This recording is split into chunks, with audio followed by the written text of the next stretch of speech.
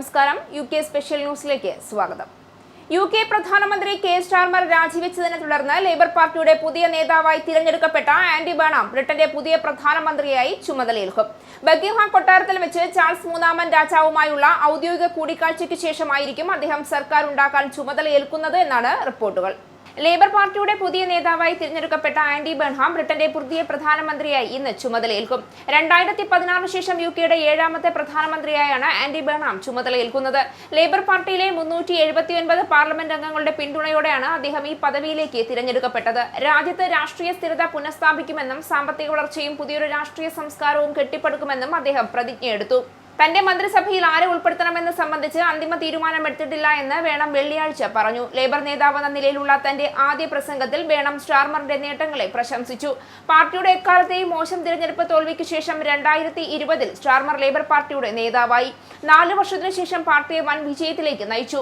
എന്നാൽ ഭരണത്തിന്റെ വെല്ലുവിളികൾ അദ്ദേഹത്തെ ഉടൻ തന്നെ പരാജയപ്പെടുത്തി. ബുധനാഴ്ച പാർലമെന്റിൽ നടന്ന പ്രധാനമന്ത്രിയുടെ അവസാന ചോദ്യോത്തര സെഷനിൽ അന്താരാഷ്ട്ര വേദിയിലെ തന്റെ സർക്കാരിന്റെ റെക്കോർഡിനെ, പ്രത്യേകിച്ച് ഉക്രൈനിനുള്ള പിന്തുണയെ സ്റ്റാർമർ ന്യായീകരിച്ചു. അധ്വാനിക്കുന്ന ജനങ്ങൾക്ക് ശക്തമായ സംരക്ഷണം, കുട്ടികളുടെ ദാരിദ്ര്യം കുറയ്ക്കൽ, ദുരന്തങ്ങൾക്ക് ശേഷമുള്ള ഔദ്യോഗിക മറച്ചുവെക്കലുകൾ തടയാൻ രൂപകൽപ്പന ചെയ്ത നിയമം, ഉയർന്ന പ്രതിരോധ ചെലവ് എന്നിവ അദ്ദേഹം പരാമർശിച്ചു. പുതിയ പ്രധാനമന്ത്രിയാവുന്ന ആൻഡി ബേൺഹാം ബ്രിട്ടന്റെ ശാസ്ത്ര സാങ്കേതിക വകുപ്പ് നിർത്തലാക്കാൻ ഒരുങ്ങുന്നതിനെതിരെ പാർലമെന്റ് അംഗങ്ങളും IT വിദഗ്ധരും പ്രതിഷേധത്തിൽ. ഭരണപരമായ മാറ്റങ്ങളുടെ ഭാഗമായി department for science, innovation and technology നിർത്തലാക്കാനുള്ള പദ്ധതികൾ തയ്യാറാക്കാൻ അദ്ദേഹം ഉദ്യോഗസ്ഥർക്ക് നിർദ്ദേശം നൽകിയിട്ടുണ്ട്. ഈ തീരുമാനത്തിന് ഇതുവരെ അന്തിമ അനുമതി ലഭിച്ചിട്ടില്ല എങ്കിലും ഇത് വലിയ ആശങ്കയ്ക്കാണ് കാരണമായിരിക്കുന്നത്. ആൻഡി ബേൺഹാം ബ്രിട്ടന്റെ ശാസ്ത്ര സാങ്കേതിക വകുപ്പ് നിർത്തലാക്കുന്നതിന്റെ ഭാഗമായി department for science, innovation and technology നിർത്തലാക്കാനുള്ള പദ്ധതികൾ തയ്യാറാക്കാൻ ഉദ്യോഗസ്ഥർക്ക് നിർദ്ദേശം നൽകിയതിൽ പാർലമെന്റ് അംഗങ്ങളും IT വിദഗ്ധരും പ്രതിഷേധത്തിലെന്ന് റിപ്പോർട്ട്. ഷബാന മഹ്മൂദിനെ ചാൻസലറായി നിയമിക്കാനുള്ള സാധ്യത ഉൾപ്പെടെയുള്ള ബേൺഹാമിന്റെ ചില തീരുമാനങ്ങളിൽ ലേബർ പാർട്ടിക്കുള്ളിൽ തന്നെ അതൃപ്തി പ്രകടമായിരുന്നു. ഇതിനിടയിലാണ് പുതിയ വിവാദവും ഉണ്ടായിരിക്കുന്നത്. ശാസ്ത്ര സാങ്കേതിക നയങ്ങൾ ജോനാഥൻ റെയ്നാൾഡ്സിന്റെ ബിസിനസ് വകുപ്പിലേക്ക് മാറ്റാനും AI മേൽനോട്ടം ഒരു മന്ത്രിക്ക് പകരം ക്യാബിനറ്റ് സെക്രട്ടറി അന്റോണിയ റോമിയോയ്ക്ക് നൽകാനുമാണ് ഗവൺമെന്റ് നീക്കം. എന്നാൽ ഭാവിയിലേക്കുള്ള ഒരു പ്രധാന വകുപ്പിനെ ഇല്ലാതാക്കുന്ന നടപടിയാണിതെന്ന് ഒരു ലേബർ പാർട്ടി MP തന്നെ ഇതിനെ വിമർശിച്ചു. രാജ്യത്തിന്റെ സാമ്പത്തിക ഭദ്രതയ്ക്കും സുരക്ഷയ്ക്കും സാങ്കേതികവിദ്യ ഏറ്റവും ആവശ്യമുള്ള ഈ സമയത്ത് മുതിർന്ന ശാസ്ത്ര ഉദ്യോഗസ്ഥരെ ഇത്തരം പുനഃസംഘടനകളിൽ കുടുക്കിയിടുന്നത് വലിയ തെറ്റാണെന്ന് മുൻ AI ഉപദേശകൻ മാറ്റ് ക്ലിഫോർഡ് വ്യക്തമാക്കി. വരും വർഷങ്ങളിലെ ഭരണ നയങ്ങളിലും വിദേശ നയങ്ങളിലും AI വലിയ സ്വാധീനം ചെലുത്തുമെന്ന് വിദേശകാര്യ സെക്രട്ടറി ഇവറ്റ് കൂപ്പറും വിദഗ്ധരും ഓർമ്മിപ്പിക്കുന്നുണ്ട്. മുൻപ് കീർ സ്റ്റാർമർ തന്നെ AI നമ്മുടെ തലമുറയെ നിർവചിക്കുന്ന അവസരമെന്ന് വിശേഷിപ്പിച്ചതും ഇതോടൊപ്പം അവർ ചൂണ്ടിക്കാട്ടി. ഗൂഗിൾ ഏറ്റെടുത്ത ഡീപ് മൈൻഡിന്റെ വിജയം AI മേഖലയിൽ UKയുടെ വലിയ സാധ്യതകളെ കാണിക്കുന്നുണ്ടെങ്കിലും അടുത്തിടെ ഒപ്പുവെച്ച US ടെക് കരാർ ബ്രിട്ടീഷ് AI രംഗത്തെ അമേരിക്കയുടെ ഒരു ഉപവിഭാഗമാക്കി മാറ്റുമോ എന്ന് പലരും ഭയപ്പെടുന്നു. ഇതിനിടയിൽ സാങ്കേതിക വിദ്യാ വകുപ്പ് നിർത്തലാക്കി വലിയൊരു ബിസിനസ് വകുപ്പിന് കീഴിലാക്കുന്നത് AI മേഖലയ്ക്ക് ലഭിക്കേണ്ട ശ്രദ്ധ കുറയ്ക്കുമെന്നും വകുപ്പുകൾ മാറ്റിയെടുക്കാൻ 6 മാസത്തോളം വെറുതെ കളയുന്നത് ഈ സമയത്ത് വലിയ നഷ്ടമായിരിക്കുമെന്നും സ്റ്റാർട്ടപ്പ് കോalition ഡയറക്ടർ ഡോം ഹല്ലാസ് വ്യക്തമാക്കി. ഈ നീക്കത്തിൽ പ്രമുഖ നിക്ഷേപകനായ ബാർണെ ഹസിയോയും കടുത്ത നിരാശയിലാണ്. UKയിലെ ജനങ്ങളുടെ ഇടിയുന്ന ആരോഗ്യസ്ഥിതി 2014 നിലവാരത്തിലേക്ക് തിരികെ കൊണ്ടുവരാൻ കഴിഞ്ഞാൽ രാജ്യത്തിന്റെ ആഭ്യന്തര ഉൽപാദനത്തിൽ 2% വളർച്ചയുണ്ടാകുമെന്ന് പുതിയ പഠനം. ഹെൽത്ത് ഫൗണ്ടേഷൻ പുറത്തുവിട്ട പ്രബന്ധത്തിലാണ് ഈ കണ്ടെത്തലുള്ളത്. ജനങ്ങളുടെ ആരോഗ്യം മെച്ചപ്പെടുത്തുന്നത് വഴി രാജ്യത്തിന്റെ പൊതുഖജനാവിന് 72 ബില്യൺ പൗണ്ടിന്റെ അധിക വരുമാനം ഉറപ്പാക്കാൻ സാധിക്കുമെന്നും റിപ്പോർട്ടിലുണ്ട്. ഹെൽത്ത് ഫൗണ്ടേഷൻ പുറത്തുവിട്ട പ്രബന്ധത്തിൽ UKയിലെ ജനങ്ങളുടെ ഇടിയുന്ന ആരോഗ്യസ്ഥിതി 2014 നിലവാരത്തിലേക്ക് തിരികെ കൊണ്ടുവരാൻ കഴിഞ്ഞാൽ രാജ്യത്തിന്റെ ആഭ്യന്തര ഉൽപാദനത്തിൽ 2% വളർച്ചയുണ്ടാകുമെന്ന് പുതിയ നിർദ്ദേശമെന്ന് സൂചന. UKയിലെ നയരൂപകർത്താക്കൾ ജനങ്ങളുടെ ആരോഗ്യത്തെ കേവലം ഒരു സേവനമായി കാണാതെ വലിയൊരു സാമ്പത്തിക ആസ്തിയായി വിലയിരുത്തണമെന്ന് ഹെൽത്ത് ഫൗണ്ടേഷൻ വാദിക്കുന്നു. സമ്പദ്വ്യവസ്ഥയെ മുന്നോട്ട് നയിക്കുന്ന യഥാർത്ഥ എഞ്ചിൻ ആരോഗ്യമുള്ള മനുഷ്യരുടെ തൊഴിൽ ശക്തിയാണ്. ആളുകൾക്ക് ജോലിയിൽ തുടരാൻ കഴിയുന്നതും കാര്യക്ഷമമായി പ്രവർത്തിക്കുന്നതും അവരുടെ ആരോഗ്യത്തെ ആശ്രയിച്ചാണ് ഇരിക്കുന്നത്. എന്നാൽ ലോകത്തിലെ ഏറ്റവും സമ്പന്നമായ 21 രാജ്യങ്ങളുടെ പട്ടിക പരിശോധിച്ചാൽ ജനങ്ങളുടെ ആരോഗ്യസ്ഥിതിയിൽ വലിയ ഇടിവ് രേഖപ്പെടുത്തിയ 5 രാജ്യങ്ങളിൽ ഒന്നാണ് UK. 2014 അപേക്ഷിച്ച് നോക്കുമ്പോൾ കഴിഞ്ഞ ഒരു പതിറ്റാണ്ടിനിടെ UKയിൽ ആരോഗ്യമുള്ളയാൾ ആയിരിക്കുന്നതിന്റെ ആയുർദൈർഘ്യത്തിൽ 2 വർഷത്തിന്റെ കുറവാണ് രേഖപ്പെടുത്തിയിട്ടുള്ളത്. ഇതേ കാലയളവിൽ വിട്ടുമാറാത്ത ആരോഗ്യ പ്രശ്നങ്ങളുള്ള തൊഴിലെടുക്കുന്ന പ്രായത്തിലുള്ളവരുടെ എണ്ണം 11.7 ദശലക്ഷത്തിൽ നിന്ന് 15.7 ദശലക്ഷമായി ഉയരുകയും ചെയ്തു. റിപ്പോർട്ട് ആരോഗ്യരംഗത്തെ വലിയ അസമത്വങ്ങളിലേക്കും വിരൽ ചൂണ്ടുന്നുണ്ട്. UKയിലെ ഏറ്റവും സമ്പന്നരായ 10% ആളുകൾ താമസിക്കുന്ന പ്രദേശങ്ങളിലെ ജനങ്ങൾക്ക് ഏറ്റവും ദരിദ്രമായ പ്രദേശങ്ങളിലുള്ളവരെക്കാൾ 20 വർഷം വരെ കൂടുതൽ ആരോഗ്യത്തോടെ ജീവിക്കാൻ സാധിക്കുന്നുണ്ട്. മാത്രമല്ല ആളുകൾക്ക് അസുഖം കൂടുമ്പോൾ സർക്കാരിന് ആശുപത്രി ചെലവുകളും അവർക്ക് നൽകേണ്ട സാമ്പത്തിക സഹായങ്ങളും കൂട്ടേണ്ടി വരുന്നത് ബാധ്യതയാവുന്നു. കൂടാതെ രോഗം കാരണം ആളുകൾക്ക് ജോലി ചെയ്യാൻ കഴിയാതെ വരുമ്പോൾ രാജ്യത്തിന് നഷ്ടമാകുന്നത് വലിയൊരു തുകയുടെ നികുതി വരുമാനവും സാമ്പത്തിക ഉൽപാദനവുമാണ്.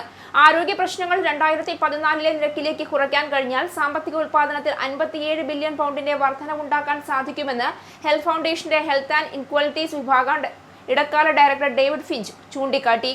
രോഗികളെയും ഭിന്നശേഷിക്കാരെയും വയോജനങ്ങളെയും വീട്ടിൽ പരിചരിക്കുന്നവർക്ക് നൽകുന്ന അലവൻസ് ആനുകൂല്യവുമായി ബന്ധപ്പെട്ട് വീണ്ടും വിവാദം.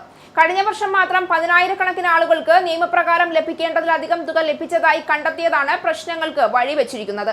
സർക്കാർ പുറത്തുവിട്ട കണക്കുകൾ പ്രകാരം 32,559 പേർക്ക് അധികമായി പണം ലഭിച്ചപ്പോൾ 78 പേർക്ക് 20,000 പൗണ്ടിലേറെ വീതം തിരിച്ചടക്കേണ്ട സാഹചര്യമുണ്ടായി. കുടുംബാംഗങ്ങളെ പരിചരിക്കുന്നതിനൊപ്പം ഭാഗികമായി ജോലി ചെയ്യുന്നവരാണ് കൂടുതലായി ഈ പ്രശ്നത്തിൽ പെട്ടിരിക്കുന്നത്.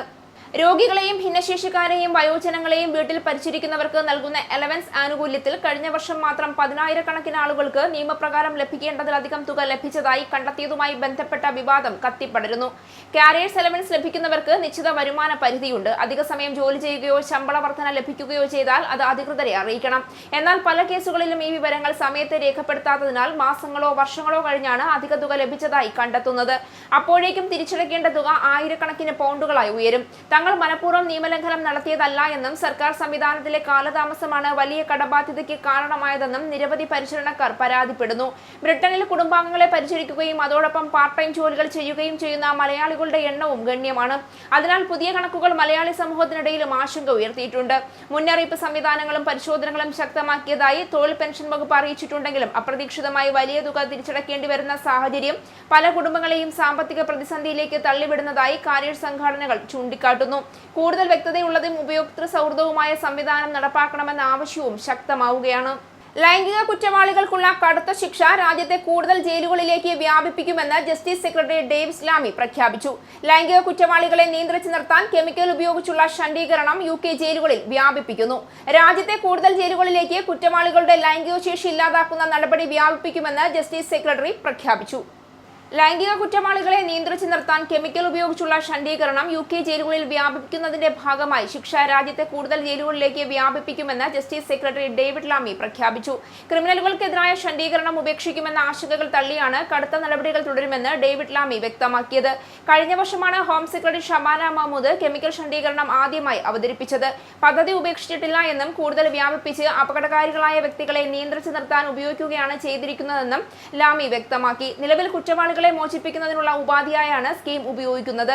കുറ്റവാളികളുടെ ലൈംഗിക താൽപര്യം കുറയ്ക്കുന്ന ആന്റി ഡിപ്രസന്റുകളും ഹോർമോൺ സപ്രസന്റുകളുമാണ് സ്കീമിലൂടെ നൽകുന്നത്. അതേസമയം കുട്ടികളെ പീഡനത്തിന് ഇരയാക്കുന്നത് പോലുള്ള കൂടുതൽ ഗുരുതര കുറ്റവാളികൾക്ക് ശണ്ഡീകരണം നിർബന്ധമായി നടപ്പിലാക്കാനുള്ള ആലോചനയിലാണ് ജസ്റ്റിസ് മന്ത്രാലയം. നിലവിലെ തടവുകാർക്ക് ഈ ട്രീറ്റ്മെന്റ് സ്വയം തിരഞ്ഞെടുക്കാം. എന്നാൽ ചില കേസുകളിൽ ഇത് നിർബന്ധിതമായി നടപ്പാക്കാനാണ് മന്ത്രിമാർ ആലോചിക്കുന്നത്. ലൈംഗിക കുറ്റവാളികൾ മറ്റ് ആക്രമണങ്ങൾ ഉപയോഗിക്കുമെന്ന് വിമർശകർ ഇതിനെതിരെ നിലപാട് സ്വീകരിക്കുന്നുണ്ട്. ജലവിതരണ കമ്പനിയിൽ സാങ്കേതിക തകരാറിനെ തുടർന്ന് UKയിലെ കെന്റിൽ 7,000-ഓളം വീടുകളിൽ ജലവിതരണം തടസ്സപ്പെട്ടു. UKയിലെ പ്രമുഖ ജലവിതരണ കമ്പനിയായ സൗത്ത് ഈസ്റ്റ് വാട്ടറിന്റെ ജലശുദ്ധീകരണ പ്ലാന്റിലുണ്ടായ സാങ്കേതിക തകരാറിനെ തുടർന്ന് കെന്റിലെ ടൺബ്രിഡ്ജ് വെൽസ് പ്രദേശങ്ങളിലാണ് ജലവിതരണം തടസ്സപ്പെട്ടത്. 7,000-ഓളം വീടുകളെയും സ്ഥാപനങ്ങളെയും ഈ പ്രതിസന്ധി ബാധിച്ചു. UKയിലെ പ്രമുഖ ജലവിതരണ കമ്പനിയായ സൗത്ത് ഈസ്റ്റ് വാട്ടറിന്റെ ജലശുദ്ധീകരണ പ്ലാന്റിലുണ്ടായ സാങ്കേതിക തകരാറിനെ തുടർന്ന് UKയിലെ കെന്റിൽ 7,000-ഓളം വീടുകളിൽ ജലവിതരണം തടസ്സപ്പെട്ടു എന്ന് റിപ്പോർട്ട്. പലയിടങ്ങളിലും കുറഞ്ഞ അളവിലാണ് വെള്ളം ലഭിക്കുന്നത്. ചില ഭാഗങ്ങളിൽ പൂർണ്ണമായും ജലവിതരണം നിലച്ച അവസ്ഥയിലാണ്. വിതരണം എത്രയും വേഗം പൂർണ്ണതോതിൽ പുനഃസ്ഥാപിക്കാനുള്ള ശ്രമങ്ങൾ തുടരുകയാണെന്നും കുടിവെള്ള സംഭരണ ടാങ്കുകളിലെ ജലനിരപ്പ് ഉയരുന്നുണ്ടെന്നും കമ്പനി അറിയിച്ചു. ഞായറാഴ്ച വൈകുന്നേരത്തോടെ ജലവിതരണം സാധാരണ നിലയിലാകുമെന്നാണ് പ്രതീക്ഷയെന്നും south east water incident manager Steve Benton പറഞ്ഞു. ജനങ്ങൾക്കുണ്ടായ ബുദ്ധിമുട്ടിൽ കമ്പനി ക്ഷമാപണം നടത്തിയിട്ടുണ്ട്. വെള്ളം മുടങ്ങിയ പ്രദേശങ്ങളിൽ ജനങ്ങൾക്കായി കുപ്പിവെള്ള വിതരണ കേന്ദ്രങ്ങൾ തുടർന്നിട്ടുണ്ട്. കൂടാതെ ടാങ്കറുകൾ വഴിയും ജലസംഭരണികളിൽ വെള്ളം എത്തിക്കുന്നുണ്ട്. ഗുരുതര ആരോഗ്യ പ്രശ്നങ്ങളുള്ളവർക്കും പ്രായമായവർക്കും നേരിട്ട് വെള്ളം എത്തിച്ചു നൽകാനും നടപടി സ്വീകരിച്ചിട്ടുണ്ട്. ഏകദേശം 23 ലക്ഷം ഉപഭോക്താക്കൾ ആശ്രയിക്കുന്ന സൗത്ത് ഈസ്റ്റ് വാട്ടർ കമ്പനി വലിയ സാമ്പത്തിക പ്രതിസന്ധിയിലൂടെയാണ് കടന്നുപോകുന്നത്. മുൻപുണ്ടായ ജലവിതരണ തടസ്സങ്ങളുടെ പേരിൽ വാട്ടർ റെഗുലേറ്ററായ ഓഫ് വാട്ടർ കമ്പനിക്ക് 30.5 ദശലക്ഷം പൗണ്ട് പിഴ ചുമത്തിയിരുന്നു. സാമ്പത്തിക നഷ്ടവും സിഇഒയുടെ പുറത്താകലും കാരണം കമ്പനിയുടെ നിലനിൽപ്പ് തന്നെ പ്രതിസന്ധിയിലാണെന്നാണ് റിപ്പോർട്ടുകൾ സൂചിപ്പിക്കുന്നത്. രാജ്യത്തിന്റെ വിവിധ ഭാഗങ്ങളിൽ കൊടും ചൂടും ഉഷ്ണതരംഗ മുന്നറിയിപ്പുകളും തുടരുന്ന സാഹചര്യത്തിൽ ശരീരത്തിലെ ജലാംശം നിലനിർത്തേണ്ടതിന്റെ പ്രാധാന്യം ആരോഗ്യ വിദഗ്ധർ വീണ്ടും ഓർമ്മിപ്പിച്ചു. ദിവസവും ആവശ്യത്തിന് വെള്ളം കുടിക്കാൻ ബുദ്ധിമുട്ടുന്നവർക്ക് സ്മാർട്ട് ഫോണിലെ അലാറമോ റിമൈൻഡറോ സഹായകരമാകുമെന്നാണ് NHS നൽകിയിരിക്കുന്ന നിർദ്ദേശം. നിശ്ചിത ഇടവേളകളിൽ വെള്ളം കുടിക്കാൻ ഓർമ്മപ്പെടുത്തുന്ന ഈ ലളിതമായ മാർഗം നിർജ്ജലീകരണം ഒഴിവാക്കാനും ശരീരത്തിന്റെ പ്രവർത്തനങ്ങൾ സുഗമമാക്കാനും സഹായിക്കുമെന്ന് വിദഗ്ധർ പറയുന്നു. രാജ്യത്തിന്റെ വിവിധ ഭാഗങ്ങളിൽ കൊടും ചൂടും ഉഷ്ണതരംഗ മുന്നറിയിപ്പുകളും തുടരുന്ന സാഹചര്യത്തിൽ ശരീരത്തിലെ ജലാംശം നിലനിർത്തുന്നതിന്റെ ഭാഗമായി ദിവസവും ആവശ്യത്തിന് വെള്ളം കുടിക്കാൻ ബുദ്ധിമുട്ടുള്ളവർക്ക് സ്മാർട്ട് ഫോണിലെ അലാറമോ റിമൈൻഡറോ സഹായകരമാകുമെന്ന നിർദ്ദേശം നൽകി NHS മാർഗനിർദ്ദേശപ്രകാരം സാധാരണയായി മുതിർന്നവർ ദിവസവും 6 മുതൽ 8 ഗ്ലാസ് വരെ ദ്രാവകങ്ങൾ കഴിക്കുന്നത് നല്ലതാണ്. വേനൽക്കാലത്തും അമിത വിയർപ്പുള്ള സാഹചര്യങ്ങളും ശരീരത്തിന് കൂടുതൽ വെള്ളം ആവശ്യമായി വരാം. ആവശ്യത്തിന് വെള്ളം കുടിക്കാത്തത് ക്ഷീണം, തലവേദന, തലകറക്കം, ശ്രദ്ധക്കുറവ് തുടങ്ങിയ പ്രശ്നങ്ങൾക്ക് കാരണമാകാം. തിരക്കേറിയ ജോലികൾക്കും പഠനത്തിനുമിടയിൽ വെള്ളം കുടിക്കുന്നത് മറക്കുന്നവരാണ് ഏറെയും. അതിനാലാണ് ഫോൺ റിമൈൻഡറുകൾ ഉപയോഗിച്ച് ശീലം വളർത്താൻ ആരോഗ്യ വിദഗ്ധർ നിർദ്ദേശിക്കുന്നത്. വെള്ളക്കുപ്പി എപ്പോഴും കൈവശം വയ്ക്കുക, പുറത്തിറങ്ങുമ്പോൾ ഇടയ്ക്കിടെ വെള്ളം കുടിക്കുക, കാപ്പി, ചായ പോലുള്ള പാനീയങ്ങളെക്കാൾ ശുദ്ധജലത്തിന് മുൻഗണന നൽകുക തുടങ്ങിയ ശീലങ്ങളും ഗുണകരമാണ്. കുട്ടികൾ, വയോജനങ്ങൾ, പുറം ജോലികൾ ചെയ്യുന്നവർ, ദീർഘനേരം യാത്ര ചെയ്യുന്നവർ എന്നിവർ പ്രത്യേകിച്ച് ജലാംശം നിലനിർത്തുന്നതിൽ ശ്രദ്ധിക്കണം. കാലാവസ്ഥാ വ്യതിയാനത്തെ തുടർന്ന് ചൂട് ശക്തമാകുന്ന സാഹചര്യത്തിൽ ദിവസേന ആവശ്യത്തിന് വെള്ളം കുടിക്കുക എന്നത് ഒരു ആരോഗ്യശീലം എന്നതിലുപരി ചൂടിനെ പ്രതിരോധിക്കാനുള്ള പ്രധാന മുൻകരുതലായും മാറുകയാണ്. കലാസ്നേഹികൾക്ക് മറക്കാനാകാത്ത മുഹൂർത്തങ്ങൾ സമ്മാനിച്ച് കലാവിസ്മയങ്ങളുടെ അപൂർവ സംഗമമായി മാറിയ ബേസിംഗ്സ്റ്റോക്ക് വെളിച്ചം തിയേറ്റേഴ്സിന്റെ കൾച്ചറൽ ഫെസ്റ്റ് കാണികളുടെ ഹൃദയം കീഴടക്കി. ഇക്കഴിഞ്ഞ ഞായറാഴ്ച ബേസിംഗ്സ്റ്റോക്ക് QMC ഓഡിറ്റോറിയത്തിൽ ഉച്ചകഴിഞ്ഞ് 3 മുതൽ രാത്രി 9 വരെ സംഘടിപ്പിച്ച ബേസിംഗ്സ്റ്റോക്ക് കൾച്ചറൽ ഫെസ്റ്റ് ബേസിംഗ്സ്റ്റോക്കിലും സമീപ പ്രദേശങ്ങളിൽ നിന്നും എത്തിയ 100 കണക്കിന് കലാസ്നേഹികൾക്ക് ദൃശ്യ ശ്രാവ്യ വിസ്മയങ്ങളുടെ അപൂർവ അനുഭവമാണ് ഒരുക്കിയത്. കലാപരിപാടികൾക്ക് മുന്നോടിയായി നടന്ന ഔപചാരിക സമ്മേളനത്തിൽ Basingstoke deputy mayor councillor Sajeesh Tom cultural ഫെസ്റ്റിന്റെ ഉദ്ഘാടനം നിർവഹിച്ചു. Velicham theatres president doctor Aji Peter അധ്യക്ഷത വഹിച്ചു. യുക്മ ദേശീയ president advocate Eby Sebastian, Asianet Europe ഡയറക്ടറും ആനന്ദ് TV മാനേജിംഗ് ഡയറക്ടറും കേരള സഭാംഗവുമായ S. ശ്രീകുമാർ എന്നിവർ ആശംസകൾ അർപ്പിച്ചു. വെളിച്ചം തിയേറ്റേഴ്സിന്റെ മാർഗദർശിയായിരുന്ന അന്തരിച്ച ഫിലിപ്പ് കുട്ടിക്ക് ആദരാഞ്ജലി അർപ്പിച്ച് ബിനോ ഫിലിപ്പ് അനുസ്മരണ പ്രഭാഷണം നടത്തി. ഫിലിപ്പ് കുട്ടിയുടെ സ്മരണയ്ക്കായി വെളിച്ചം തിയേറ്റേഴ്സ് സമർപ്പിച്ച മൊമന്റോ യുക്മ ദേശീയ പ്രസിഡന്റ് അഡ്വക്കേറ്റ് എബി സെബാസ്റ്റ്യനിൽ നിന്ന് ഫിലിപ്പ് കുട്ടിയുടെ ഭാര്യ സജിനി ഫിലിപ്പ് കുട്ടി ഏറ്റുവാങ്ങി. ഡോക്ടർ അജി പീറ്റർ രചനയും സംവിധാനവും നിർവഹിച്ച് പ്രശസ്ത ഗായകൻ കെസ്റ്റർ ആലപിച്ച സൈന്യാധിപൻ എന്ന സംഗീത ആൽബത്തിന്റെ ഔപചാരികമായ പ്രകാശനവും വേദിയിൽ S. ശ്രീകുമാർ നിർവഹിച്ചു. കേരള നഴ്സസ് UK സംഘടിപ്പിച്ച 3ാമത് വാർഷിക സമ്മേളനത്തോടനുബന്ധിച്ച് നടത്തിയ മത്സരത്തിൽ 1ാം സമ്മാനം നേടിയ റീൽസിന്റെ സംവിധായകൻ ജോജി തോട്ടത്തിൽ S. ശ്രീകുമാറിൽ നിന്ന് മൊമന്റോ ഏറ്റുവാങ്ങി. ഗ്ലോസ്റ്റർ സെന്റ് മേരീസ് കത്തോലിക്ക ചർച്ചിൽ 6 കുട്ടികൾ ആദ്യ കുർബാന സ്വീകരിച്ചു. ഈ വർഷം 27ഓളം കുട്ടികൾ പഠിച്ചു ഒരുങ്ങിയെങ്കിലും 21 കുട്ടികൾ നാട്ടിലാണ് ആദ്യ കുർബാന സ്വീകരിക്കുന്നത്. മനോഹരമായി അലങ്കരിച്ച ദേവാലയത്തിൽ കുരുന്നുകൾ ഈശോയെ ആദ്യമായി നാവിൽ രുചിച്ചറിഞ്ഞു. SMCC വികാരി ഫാദർ ജിബിൻ പോൾ വാമറ്റത്തിലിന്റെയും Swindon mission coordinator father Jain പുളിക്കലിന്റെയും നേതൃത്വത്തിലാണ് തിരുക്കർമ്മങ്ങൾ നടന്നത്. 2 പേർ കൺഫർമേഷനും സ്വീകരിച്ചു. കുട്ടികളുടെ മാതാപിതാക്കളും വിശ്വാസ സമൂഹവും ചേർന്ന് കുരുന്നുകളുടെ സന്തോഷത്തിൽ പങ്കുചേർന്നു. കുട്ടികൾ സന്തോഷം പങ്കുവച്ചുകൊണ്ട് കേക്ക് മുറിച്ചു. വിശുദ്ധ കുർബാന സ്വീകരിച്ച കുരുന്നുകൾക്ക് കൊന്തയും സർട്ടിഫിക്കറ്റുകളും കൈമാറി.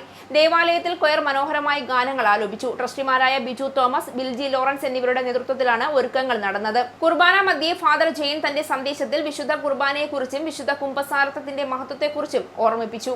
ഈ ന്യൂസ് ബുള്ളറ്റിൻ അവസാനിച്ചു. നന്ദി.